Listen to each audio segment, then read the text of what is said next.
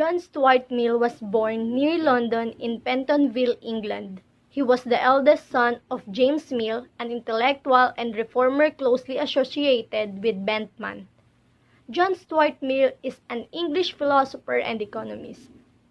He is the most influential British thinker in the 19th century.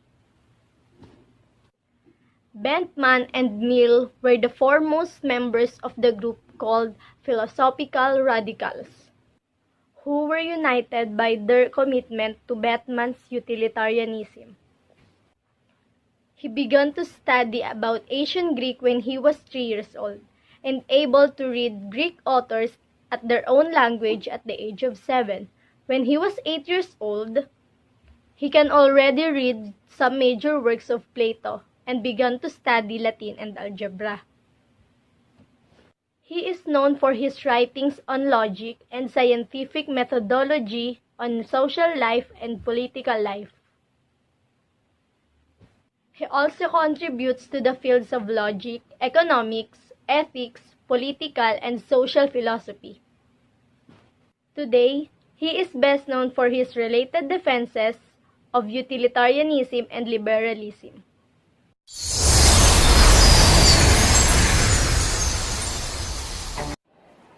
Works, A System of Logic is an 1843 book by an English philosopher, John Stuart Mill, with an English language. In this work, he formulated the 5 principles of inductive reasoning. First is the direct method of agreement, which you can find in the Book of A System of Logic, Volume 1, page 454. Second is the method of difference, which you can find in a book of the System of Logic, Volume 1, page 455. Third is the joint method of agreement and difference, which you can find in the book of A System of Logic, Volume 1, page 463. Fourth is the method of residue, which you can find in the book A System of Logic, Volume 1, page 465. Fifth is the method of concomitant variations, which you can find in the book of A System of Logic, Volume 1, page 470. These 5 principles of inductive reasoning are also known as Mill's method. This work is important in the philosophy of science and more generally insofar as it outlines the empirical method of principles Mill would use to justify his moral and political philosophies. An article in the Philosophy of Recent Times has described this book as an attempt to expound the psychological system of logic within implicit principles. This work is important in the history of science, being a strong influence to scientists such as Dirac. A System of Logic also had an impression that Lagrange, who rebuked many of Mill's ideas about the philosophy of mathematics in his work, The Foundations of Arithmetic. Mill revised the original work several times over the course of 30 years in response to the critics and commentary by Deville, Bain, and others. Mill's Logic, first published in 1843, became an instant cult book, firmly established Mill as the leader of the empirical school of logic. A System of Logic is his first major installment of his comprehensive restatement of an imprecise and utilitarian position. It begins the attack of intuitionism, which Mill carried on throughout his life, and makes claim of his belief that social planning and political action should rely primarily on scientific knowledge, not on authority, custom, prescription, and revelation.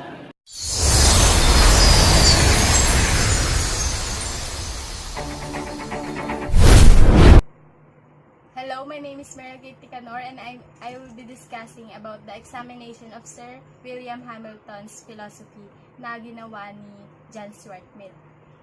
I-discuss ko lang yung some introductions about doon, then Go. An examination of Sir William Hamilton's philosophy is not a widely read book. nor it is very highly regarded even those who are most attracted to the Mill's writings on philosophy. Yung yung examination na ginawa ni John Stuart Mill about sa philosophy ni Sir William, hindi siya gaanong sumikat unlike sa book na pinublish din ni John Stuart Mill na On Liberty. Kahit yung mga mambabasa na masyadong na kahit yung mga mambabasa na hinahangaan yung gawa ni John Stuart Mill, hindi masyadong pinansin yung examination na to.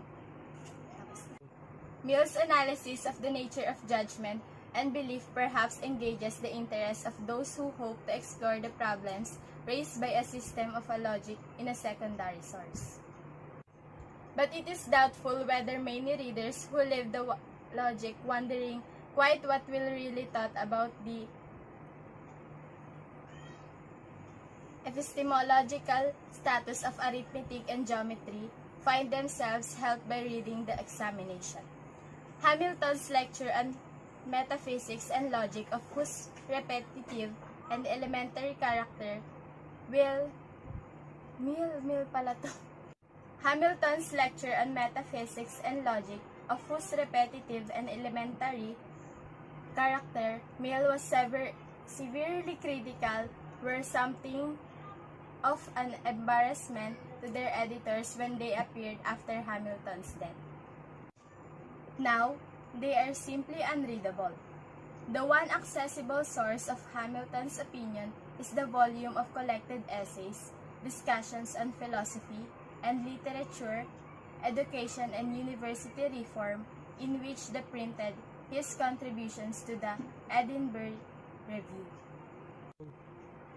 Even those essays now attract the educational historian rather more than the philosopher's Hamilton's attack on the corruption and incompetence of early 19th century. Oxford excites more interest than this critic of Cousin's views on the absolute.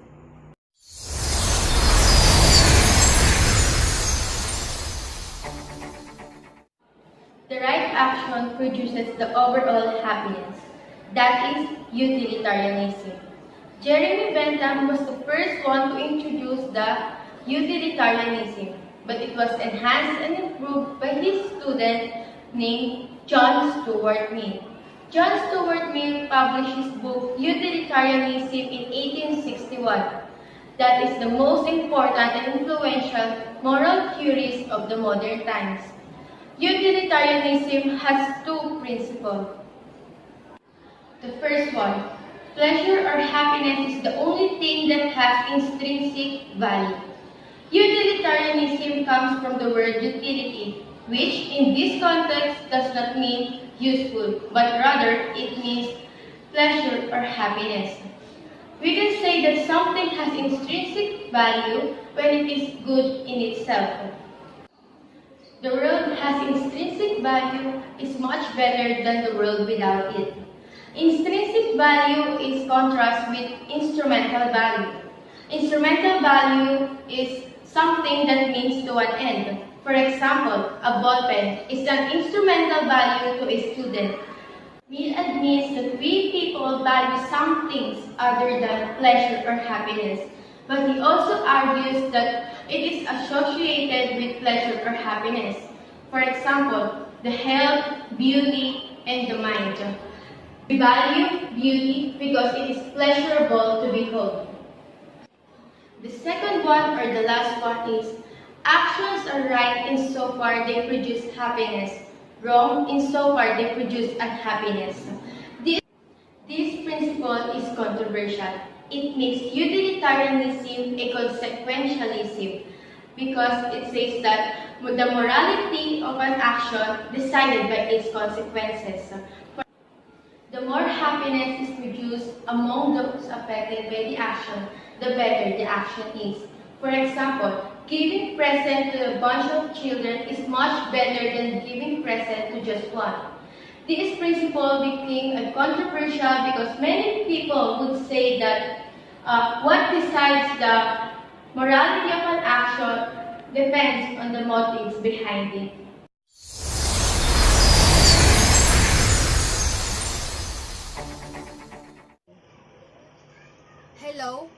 Jennifer de la Cruz, and I'm going to discuss On Liberty by John Stuart Mill. On Liberty was a greatly influential and well-received work. It is a book made by John Stuart Mill and a type of philosophical essay na napublish noong 1859. He applied the ethical system of utilitarianism to society and state. Pinakita niya din dito yung standard sa pagitan ng liberty and authority. Mill's mission in writing On Liberty can perhaps be best understood by looking at how he discussed his work in his autobiography. Para sa kanya, ang On Liberty daw is about the importance to manage society of a large variety in types of character and of giving full freedom to human nature to expand itself in innumerable and conflicting directions. Yung celebration daw ng individuality and yung pagbaliwala sa compliance sa any rules, laws, and regulations is nag-run throughout sa liberty. Mill also rejects attempts either legal coercion or social pressure to coerce people's opinion and behavior.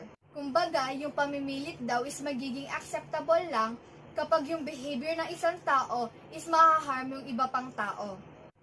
Otherwise, society should treat diversity with respect. Mill also justifies the value of liberty through utilitarian approach.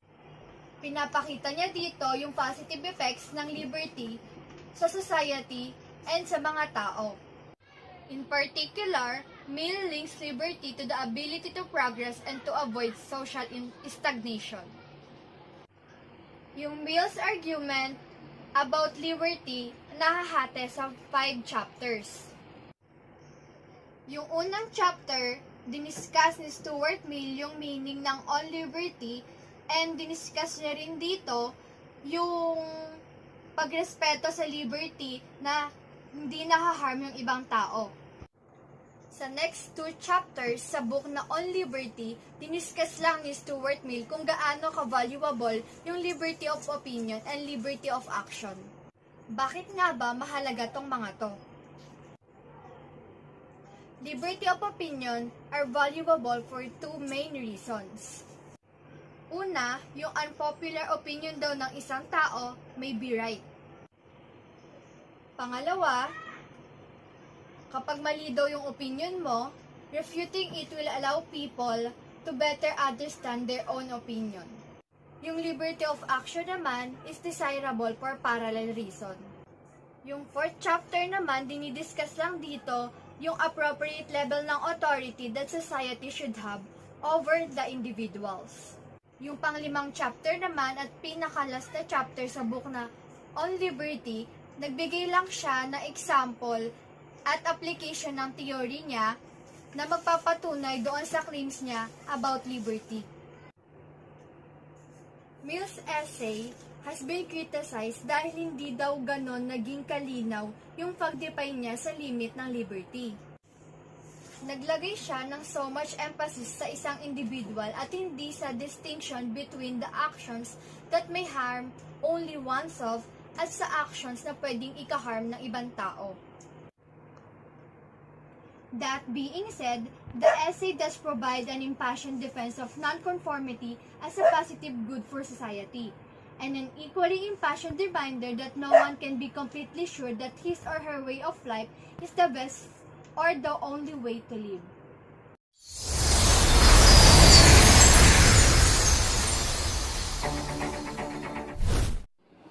The Subjection of Women is a book by philosopher and political economist John Stuart Mill. Mill argues in favor of legal and social equality between men and women. He writes that the legal subordination of one sex to the other is wrong in itself, and now one of the hindrances in human improvement. This book was published in 1869. Mill published this book with ideas he developed jointly with his wife, Harriet Taylor Mill.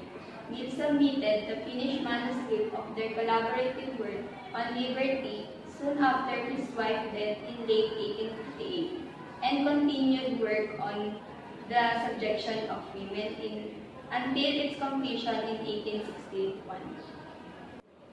Noong sinulat ni Mill ang subjection of women, hindi pa pwedeng bumoto ang mga kababaihan. Tapos, kapag kinasal ang babae sa lalaki, hindi siya legal separate entity sa kanyang asawa. Tapos, hindi niya makukuha ang kahit anong naipundar niyang pera o ari-arian kapag sila ay naghiwalay. Para kay Mill, ang moral at intellectual advancement ang kailangan upang maging masaya ang lahat. Naniniwala siya na may kakayaan ang lahat na bumoto maliban sa pagiging barbarians at mga hindi edukadong tao. Dapat ang lahat ay may karapatang bumoto upang may paglaban nila ang kanilang mga rights at upang ang bawat tao ay may sariling paninindigan. Ginamit ni Mill ang kanyang posisyon bilang miyembro ng parliament upang may sagawa ang pagboto ng mga kababaihan. Noon, ang mga babae ay superior sa mga lalaki at sunod-sunuran lamang sa kung anong gusto nila. Ang mga babae ay nasa bahay, tapos ang mga lalaki naman ang nagtatrabaho para sa kanila.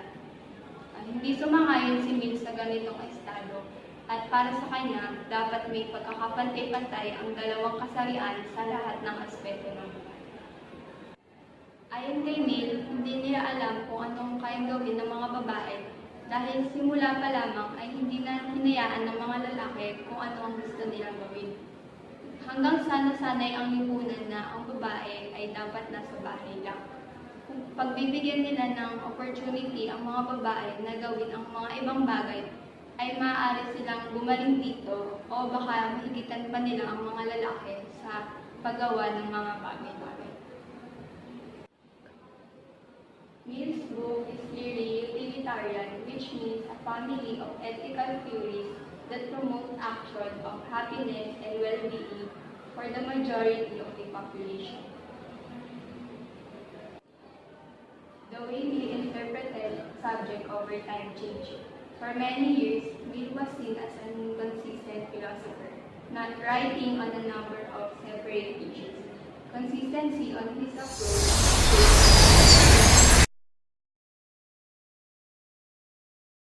One of the book of John Stuart Mill is The Principle of Political Economy that was first published in 1848 and it went through various editions.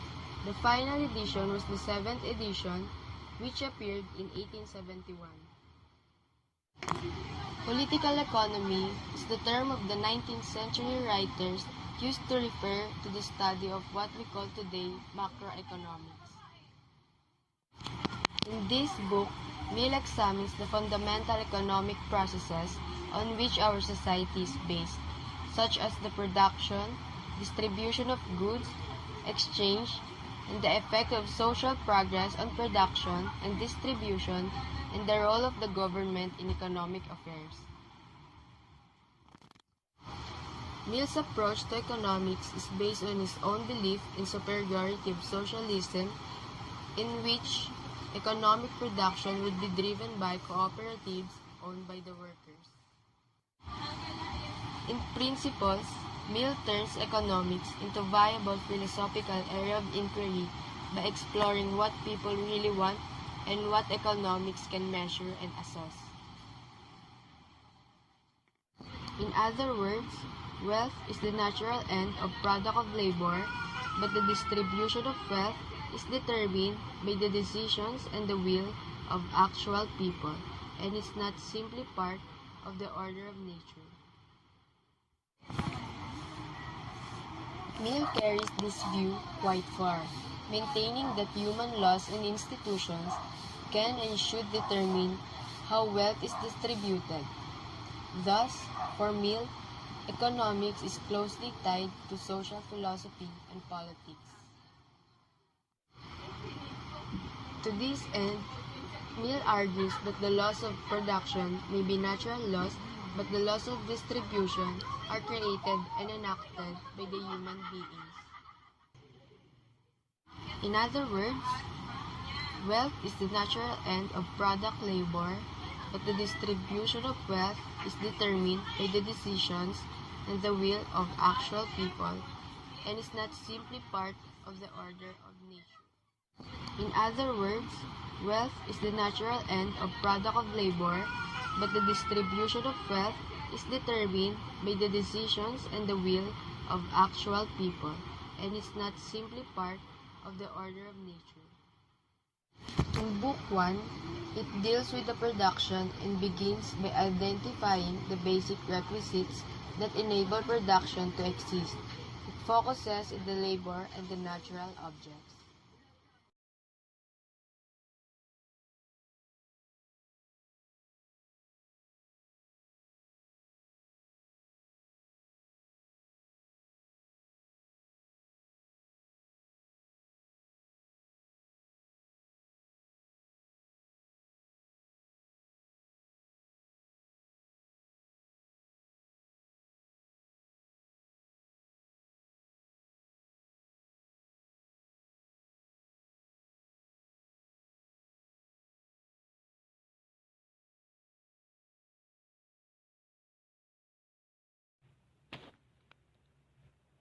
Utilitarian philosopher Jeremy Bentham was Mill's godfather. Mill was arrested in 1823 for distributing pamphlets on birth control. Harriet Taylor married John Stuart Mill in 1851. Mill described her as part author of many of his publications from 1840 until her death in 1850.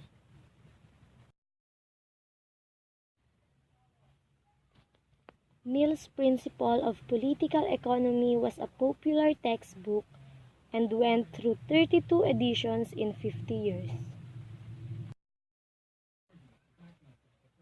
Mill served as a member of Parliament from 1865 to 1868.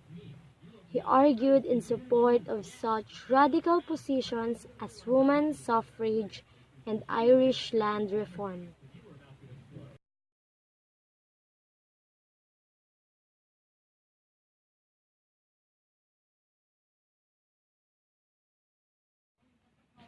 He who knows only his own side of the case knows little of that.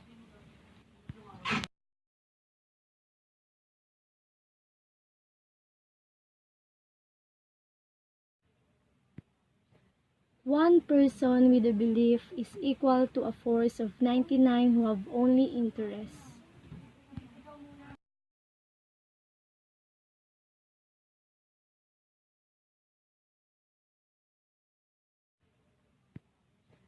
One person with a belief is equal to a force of 99 who have only interests.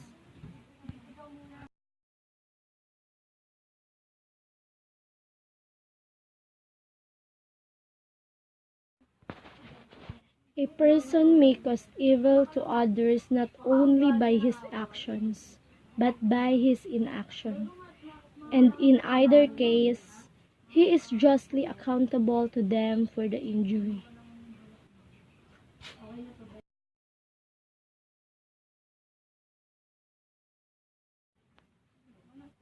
Ask yourself whether you are happy and you cease to be so.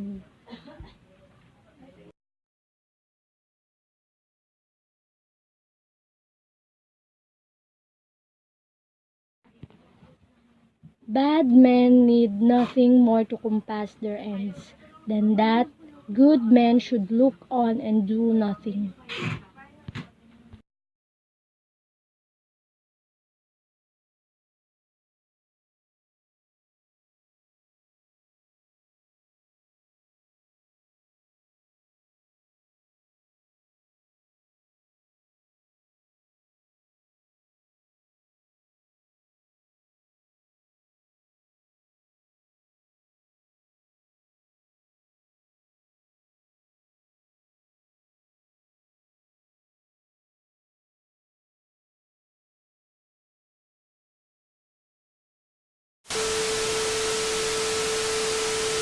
On Liberty was a greatly influential and well-received work. It is a book made by John Stuart Mill and a philosopher.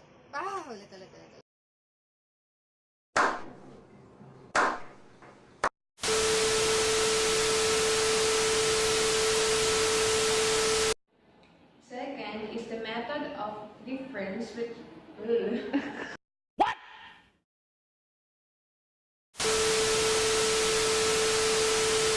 seen as an inconsistent philosopher, writing on a number of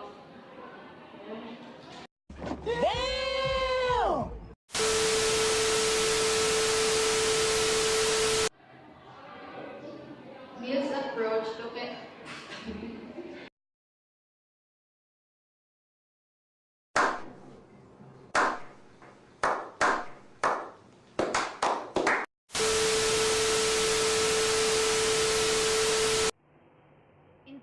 In particular, Mill, Oh my God! Mill's analysis of the nature of judgment and belief Damn!